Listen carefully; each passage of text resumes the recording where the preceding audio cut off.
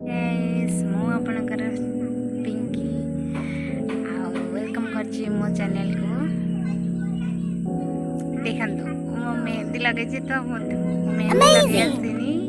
तो मेहंदी माने मेंजुअती जो पत्र मेहंदी पत्र रे मु ताको बाटिकिने एबे लगैछि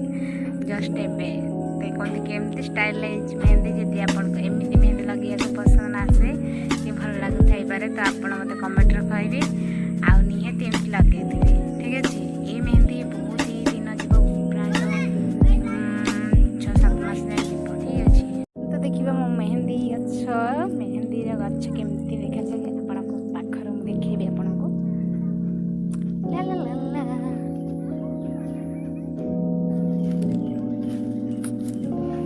ये रहा मेहंदी गछ देख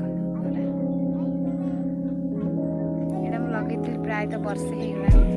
से पत्र भी बहुत गुड़ा सारा दूसरे जस्ट एवं नहीं देखते पाखर सारा पत्र गुड़ा अच्छे।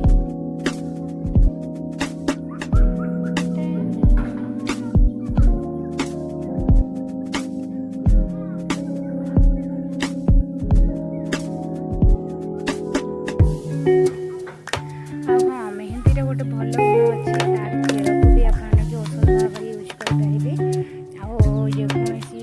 जंडिस थाए जड़ी बूटी हिसाब से दि जाए खावाई जहाँ जंडिस कम हो जाए